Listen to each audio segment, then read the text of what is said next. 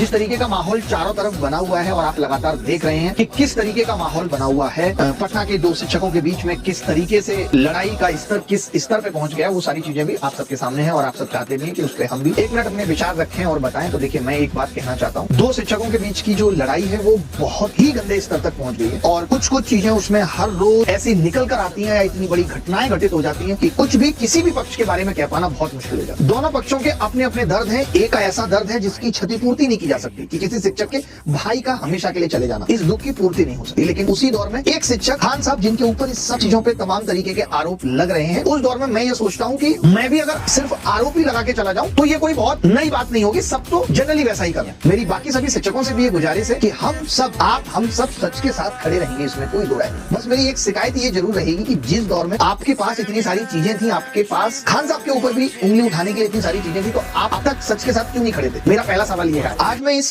पूरी लड़ाई के पीछे दोनों को कुछ वजह मानता हूँ, लेकिन यहाँ पे जो खान साहब से भी गलती हुई फायरिंग वाली बात को लेकर के, जिसकी वजह से लोगों के मन में एक रोष है कि आपने ऐसा क्यों कहा। अब ये तो खान साहब आकर ही खुद बताएंगे कि जो मैंने फायरिंग वाली बात कही कि 8-10 राउंड फायरिंग मेरी आंखों के सामने हुई है, लेकिन मैंने ये नहीं कहा कि किस पार्टी ने की है, मेरे पक्ष की पार्टी ने की है, दूसरे पक्ष की पार्टी ने की है। तो मुझे ऐसा लगता है कि हम और आप इस मामले में जज की भूमिका ना निभाएं, पुलिस अपने स्तर पे बेहतरीन जांच करे, जरूरत पड़े तो सीबीआई भी इसकी जांच करे, क्योंकि किसी की जान का जाना एक बहुत बड़ी चीज है। तो और बाकी न्याय व्यवस्था पे मुझे अभी भी पूर्ण विश्वास है। आज रोशन आनंद सर को बेल भी मिली है, तो ये कुछ चीजें तो गलत हुई है, उनका जेल जाना शिक्षक समाज की क्षति है। और देखिए, बहुत सारे लोग यहाँ पे आकर के शिक्षक की डेफिनेशन भी बता रहे हैं, तो हर एक वो आदमी शिक्षक है जिसने समाज के कुछ एक समूह को राह दिखाई है। तो मुझे लगता है कि चाहे वो रोशन आनंद सर हो चाहे खान साहब हो, दोनों के ऊपर ही इस वक्त बहुत मुश्किलों का पहाड़ है। दोनों की हजारों गलतियां हो सकती हैं या फिर किसी एक की 500 गलतियां हो सकती हैं, लेकिन इस मुश्किल वक्त में ही हम सब आकर भी सिर्फ गलतियां गिनाएं, हम अपने मन में 5 साल या 6 महीने पुरानी कोई बात लेकर के बैठे हुए हैं और हम सोचें कि इस वक्त मौका है। तो मैंने अपनी जिंदगी में अपने पिताजी से ये सीखा कि जब किसी के ऊपर मुश्किल वक्त हो तो कभी चोट नहीं करनी चाहिए। हो सकता है आपकी उससे कोई बढ़ास है, आपको उसमें कमियां दिखती हैं, तो आप ये काम पहले भी कर सकते थे और आगे भी ये काम करने का आपको मौका मिलेगा। ये मैं इसलिए कह रहा हूं क्योंकि मैं विद्यार्थियों के मन में नफरत नहीं डालना चाहता हूं, इसलिए कि जो विद्यार्थियों के मन में बातें आ रही हैं वो बाद में या पहले भी डाली जा सकती थी। ये सही वक्त नहीं है कि हम और आप मिलकर के यूट्यूब पे आकर के ये न्याय दे दें या ये निर्णय दे दें या ये जजमेंट सुना दें कि कौन गलत कौन सही। ये कह पाना बहुत मुश्किल है।